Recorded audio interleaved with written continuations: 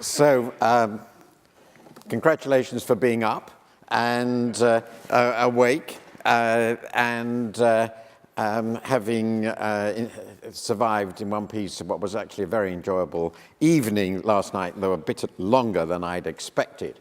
I'm very pleased to be with you. I'm actually very pleased to be in Edinburgh. Not least because it is still, for the moment, I suspect, rather like Jeremy, not forever part of my country. What I'm going to do is talk about global economic prospects. I have a half an hour to do so, and inevitably this is going to be superficial and far from comprehensive. I hope you will understand that, and perhaps we can discuss some of the things I omit in questions.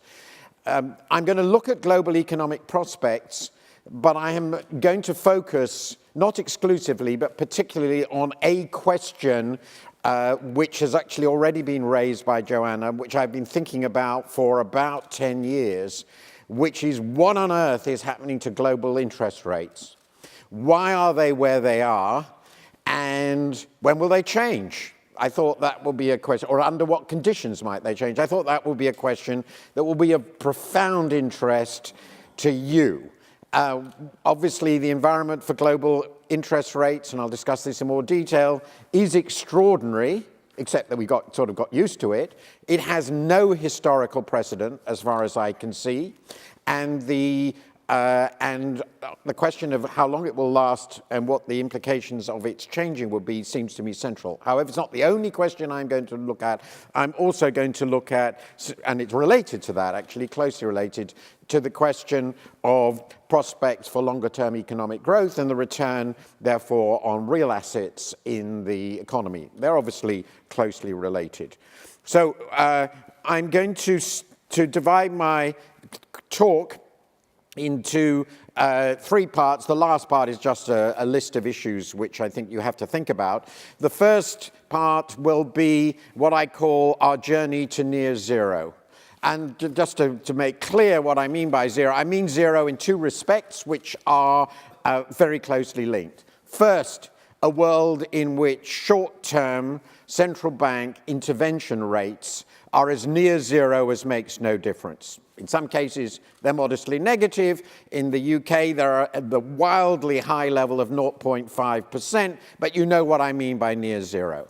In addition to that, the second respect in which I'm talking about near zero, which I think is more relevant to you, actually, is long-term real interest rates on safe assets, namely, or safe assets, the liabilities of the principal Western governments and Japan are yielding very close to zero. And by liabilities here, we're talking about periods up to, and I've been looking at this recently, 20 years or so of zero real rates. An absolutely astonishing, and so far as we can judge, unprecedented experience. Of course, we don't have measures of real interest rates back to the 19th century in the way we do now. They didn't issue index-linked gilts, but we know the expectation in the 19th century was for zero inflation. We know what long bond interest rates were, and therefore we can safely say that real interest rates basically were 2% above throughout the 19th and early 20th centuries. Then I'm going to talk about the possibility of a journey away from near zero. So under what circumstances might we move away from this world in terms of higher interest rates at the short end and higher long-term real rates? Again, they're clearly related. Recoveries of economies are likely to drive both real interest rates up and, of course, central bank intervention rates. And then I'm going to talk briefly about long-term challenges. So let's start with this journey to near zero, where we are. I'm going to talk about the savings glut, move to a zero-interest world. I'm going to talk about the advanced economies and focus on them. It's obviously much of your investment universe. And I'm going to talk briefly about emerging economies, and I'm going to focus here particularly because I think it's the next shoe to drop on China. And I think what's going on in China could reinforce the near-zero real interest rate world in the years ahead. And then I'll come to that further in the next section. So I should stress that much of my analysis is developed in full in my recent book, I couldn't forbear to plug it, so it's called The Shifts and the Shocks, and you should all read it, of course, because it's the best examination of what happened in this crisis, I think. I would, wouldn't I? But anyway, this chart and a number of other charts come from that book. So, and this chart comes closest to summarizing my thesis about the world, and I think it is directly relevant to you. So what I've done here is I've gone back to 95. It goes up actually to early 2014. It wouldn't change in any significant way. And it's about the link between real interest rates and one set of unbelievably important real asset prices, namely housing prices, because they played such a central role in the crisis. I won't be able to discuss the links in detail, but the essential point I will make is look at the sort of pinky line. That is UK 10-year index-linked gilts, real interest rates thereon, and the going back to 95. And if you look at it, it's really a very, very interesting story. It basically falls into three periods. The period before 97, when real interest rates, shown here, by the way, if you had index TIPS, Treasury inflation-protected securities, they would parallel the UK data, but of course, they weren't so liquid in the 90s, and in fact, were only introduced relatively late. So I haven't put them in, but they track pretty well. So up to 97, real interest rates were very close to 4%. And that's much what you would have expect in a period of very rapid global economic growth, such as we've enjoyed in the last 20, 25 years, most of the time. Between 97 and 99, real interest rates fell to 2%. This is a massive shift in the most important financial price, the base price, I think. It remained close to 2% till the crisis, and then real interest rates started falling pretty consistently, and then have ended up near zero or below zero, depending on which government securities you use. In the UK case, of course, it's been below zero. And then you look at the real asset prices, and the three markets I put in are the three most important affected markets in housing: the US, UK, and Spain. And you can see, and I argue very strongly, this is not a coincidence. As the real interest rate collapsed, these real asset prices started to rise. They doubled in the case of Spain and the US and tripled in the case of the UK, roughly speaking, before hitting their peak slightly before the crisis in the case of the US, around the time of the crisis in the case of the US, UK, and Spain, and then started to decline. The UK, of course, has had recently a recovery. This has been much less true elsewhere. I argue that this triggering process for the financial sector, for the house price booms, triggered with it a runaway credit boom. This allowed the immense expansion, or encouraged the immense expansion of the balance sheets of the financial sector, immense increase in leverage in the financial sector, an enormous amount of innovation in the financial sector, which made it incredibly fragile. And the implosion then brought about the crisis. But an absolute decisive element in that was the reduction in the real price of housing, which was the collateral against which so much of this boom ultimately occurred. I don't have the time to go through the detail, but I think the key mistake made here was to forget that real house prices don't go up forever. And the reason they don't go up forever is that once their real price rises a lot, there's going to be an investment process that brings more land into use, and sooner or later supply will overwhelm the rise in the price of the assets. That was less true in the UK, simply because we built so much less. So the asset price boom turned out to be an illusion. Now, the other set of assets which are very, very interesting and important, and particularly for you, are equities. And you would expect, in a very ultra-low real interest rate world, that other things being equal, the real price of equities would also tend to be relatively high.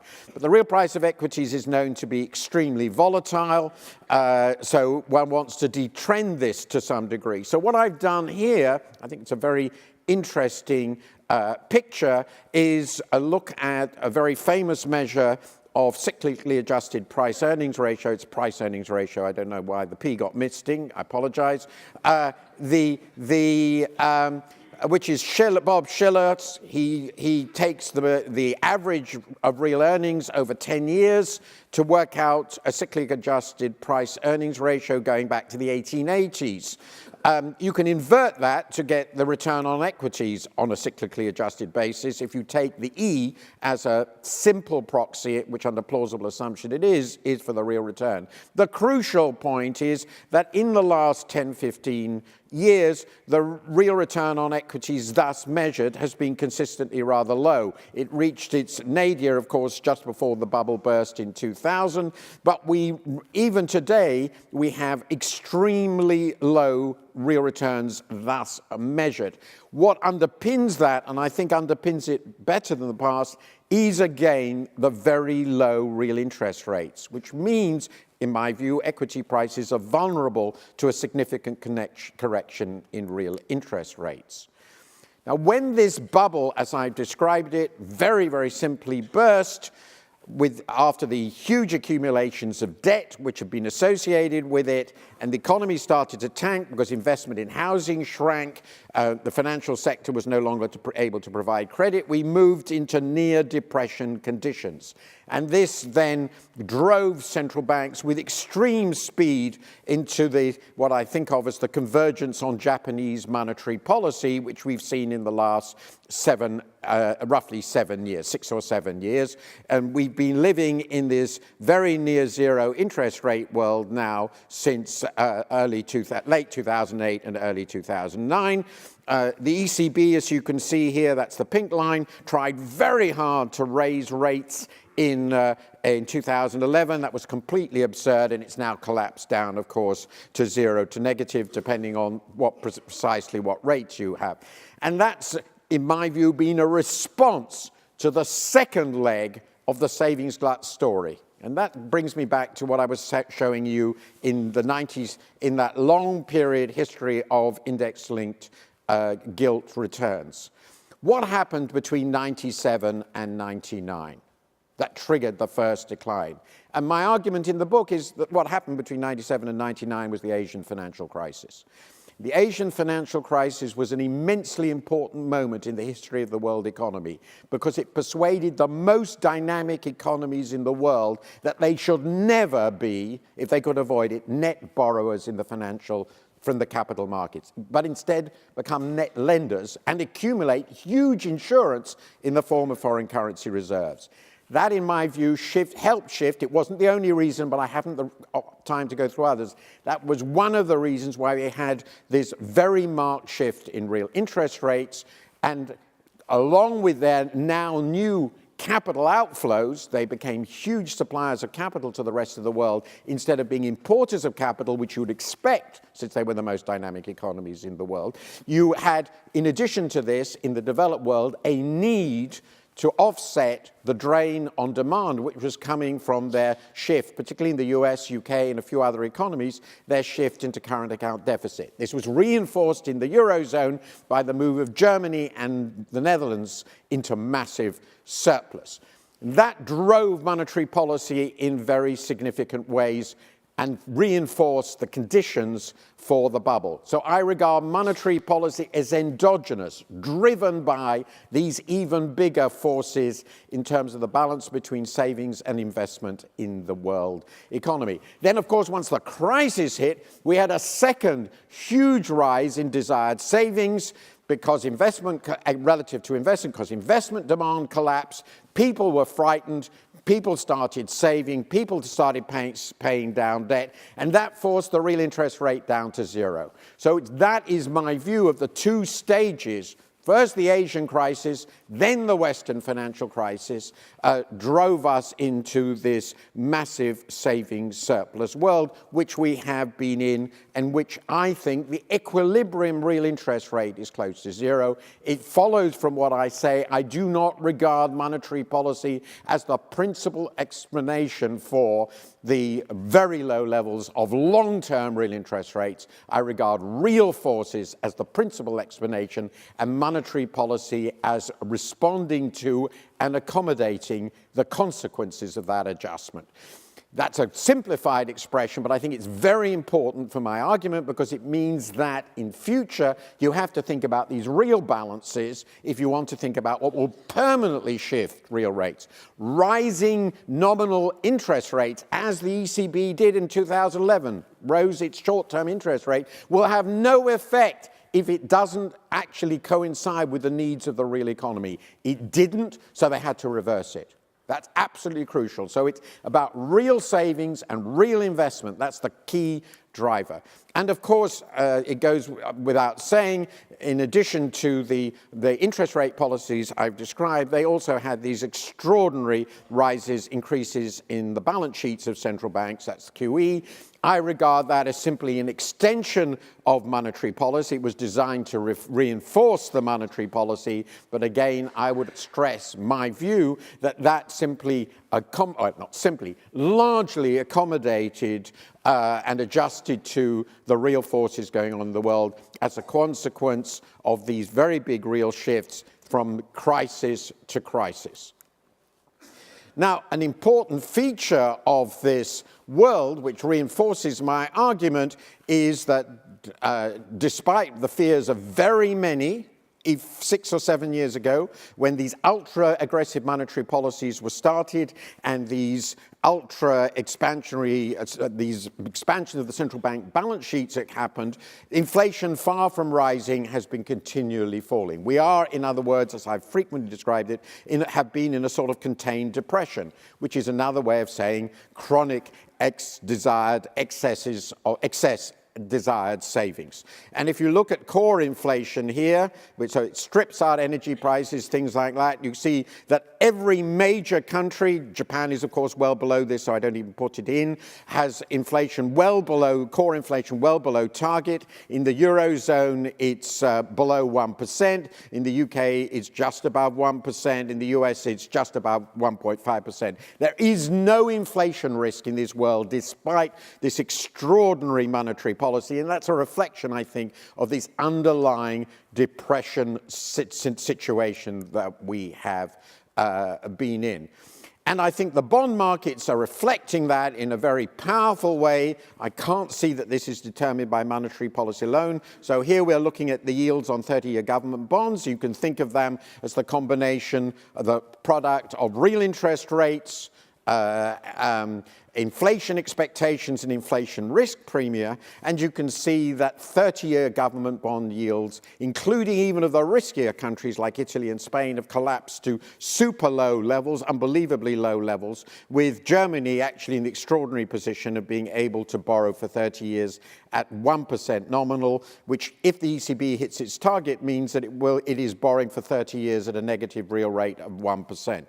But even in the US, Europe, US, UK, real interest rates at the long end are very long under these assumptions, are very little different from zero. I mean, it's an absolutely extraordinary phenomenon. Now, another reason why these depression conditions are likely to continue is that the amount of deleveraging of our economies through this process, despite the support they wanted to give to that via the very low interest rates, has been very modest. So here, this is the change in debt as a share of GDP between 2007 and 2014 for the major Western economies. You can see them across there. You can see that the UK, US, and Spain, which are not here by accident, they were the three countries of the bigger countries with particularly large housing bubbles and particularly large expansions in credit. There has been a modest amount of deleveraging in the private sector, roughly in all these cases about 20 percentage points of GDP. In a number of other countries, France is noteworthy in this respect. Canada is another one, Italy, so forth. The private sector is continuing to leverage, and governments have been leveraging up everywhere. And that's an environment in which it goes without saying that, among many other things, very important for you, to the extent that there are also regulatory reasons why real real and nominal interest rates are so low, namely financial repression type policies, it's perfectly obvious that the governments of these countries are likely to want to continue with those policies because they all have very significantly greater debt problems than before. I think that was a completely reasonable response to the crisis, but it's a consequence of the crisis that we've ended up with vastly more public sector debt, which is an overhang, which will also influence financial market conditions and interest rate conditions in the years to head in a relatively depressing direction. Let me finally just discuss one very, very important aspect of what happened to the emerging world. I'm going to discuss that a little bit more when I look at the future in the next section. So the key point I would make here is this is shares of expenditure in Chinese GDP over the last 13 years. We don't have 2014 data here. And here there's something very, very important. The emerging world in aggregate, got through the crisis, the last crisis, relatively well. That actually supported demand in the world and I think supported real interest rates, prevented them becoming even more negative. But it did so, China did this so in a very, very intriguing way. Up to the crisis, 2006-07, China, as part of what I talked about, the savings glut world, emerged as an enormous capital exporter. Its current account surplus went to about 10% of GDP. It became the biggest capital exporter in the world, a very extraordinary phenomenon given it was the fastest growing country in the world. The financial crisis hit it very badly. The export-led growth strategy collapsed, and they had to do something about it, in their view, very quickly. And what they did about it is promote a massive, colossal investment boom, a bit like ours in the West, but even more so, again, very much built around real estate and real estate speculation, which went along with an enormous expansion in credit and debt in the Chinese economy. And you can see that with the investment rate in China going from 42% to 48% of GDP over 5 years. So here we have an economy already investing 42% of GDP, moved to 48% of GDP over 5 years, at exactly the same time that trend growth was slowing. Trend growth has slowed from about 10% to 6 or 7%. It's absolutely clear to me that the next shoe to drop here will be China's investment. The investment rate doesn't make any sense for an economy only growing 6 or 7%. Investing 50% of GDP doesn't make sense. They have, in addition, this debt and credit problem. And my own view has been now for quite a long time that China's growth will slow much more than most people expect because investment is quite likely even at some point to shrink, certainly not to grow. And so the real question, a really big question about the future is how that adjustment is going to occur in China, far and away the most important non-developed country. Now let me just go briefly to look at the journey from zero. And here I think there are three things that will be really important. I just want to focus on three things. First, can we recover rapid trend growth in our economies? If we have rapid trend growth in our economies, which will be driven in large part by productivity growth, that is likely to drive higher investment and greater willingness to consume, reduce our desired savings, increase desired consumption because of higher expected future incomes, and that would certainly tighten up the conditions which are governing real interest rates. The second big question is emerging countries. Can their catch-up continue? Can their very rapid growth continue? If that happens, the driving investment of the emerging countries should, in the end, start pulling us out of this. And then I'm going to talk about the savings glut more specifically. So a huge question is, can productivity growth recover? As I'm going to show you in a moment, productivity growth throughout the developed world has been incredibly weak, and I think that's one of the reasons for this background of very weak demand. There are two possible explanations for the low productivity growth. One is that we're just mismeasuring it. There's a very number of people who say that we're ignoring value added. I'm not convinced that this has become a bigger problem than before. The second view, which is Robert Gordon's view, and I have a lot of sympathy with, is that actually the new technologies we're now seeing are relatively insignificant compared with the huge wave of innovations in the late 19th and the first half of the 20th century, and I've listed them here. And that, if that's so, that's really rather worrying because it would suggest that productivity growth, it might be permanently slow. We in the UK have had this experience, of course, to an extreme degree with productivity growth running at close to zero now for 7 years, which is virtually an unprecedented situation. Now, I'm not trying to deny here that we had computers which allowed if we have artificial intelligence developed to the point that computers were far cleverer than we are, that clearly will be a game changer, but we're not there yet, and we're not seeing it in the data.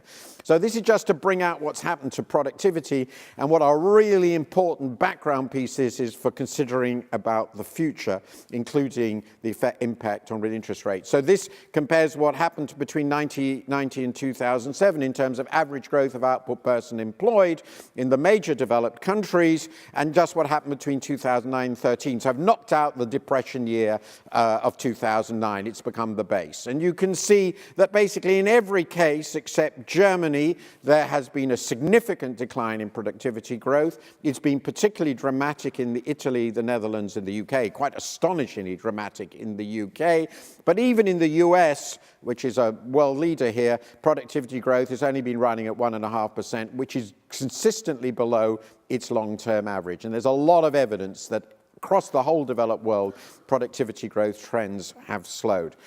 And so a very big question, the answer to which we don't know, is whether that will reverse. And I've already suggested to you it might not, and that would be very, very disturbing. The second really big question about the future, which will shape our future, is the long-run convergence story. Is it still credible? Are emerging countries going to continue to catch up? Even if we don't grow very fast, are they going to grow very fast as they converge on our standards of living? If so, that would drive a lot of growth. It will drive a lot of investment. In the long run, surely, that will start tightening the balance between savings and investment, raise real interest rates, and so forth. But there are some big questions here. One question I've already raised is China.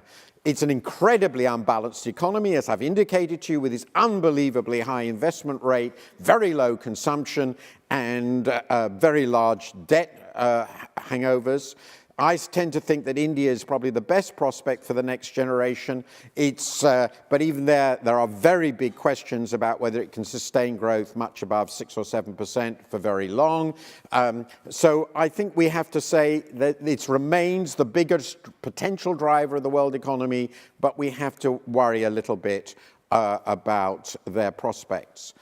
And there's a more specific issue, which is that there's a lot of evidence, which I won't be able to show you, that on average emerging economies have been slowing. It's not just China, it's across the board. The IMF suggests that average growth in the emerging world has slowed by about 2 percentage points a year over the last 7 or 8 years. And there is obviously a big question about why that's happened. One possible explanation is that the possibility of having an export-led growth strategy vis-a-vis the developed world doesn't really work.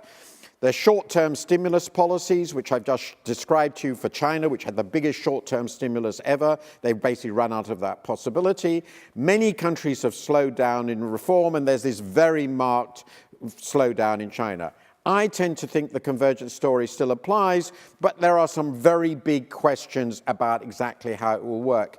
And this chart sort of indicates what's happened and are really big and interesting questions for the future on this fundamental global driver. So each blob there shows the average of the previous 5 years' growth in these economies going back to the 80s. You can see Asia has been outperforming everybody else dramatically, but is now expected to slow. The emerging countries have dramatically outperformed the developed countries. That gap is expected to converge as the developed countries recover. World economy has been growing faster than before, just a little bit because of the Asian pull. And just a huge question is what happens to that Asian dynamic. That's the core of it.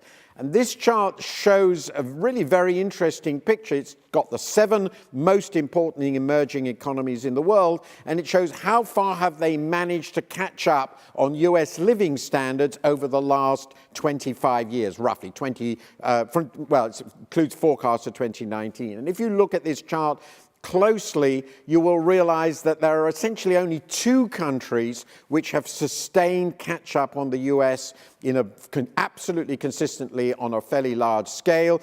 Incomparably, the most important is China, which starts right at the bottom, the left-hand side, and has shot up to close to 30% of US standards living, and the other is India. So a huge question is whether the other countries can sustain rapid catch-up growth. Finally, there's this big question, which I now want to talk about and conclude with, is on possible reversals of the savings glut as these productivity trends that I've discussed and emerging country growth trends adjust. So here are some of the issues.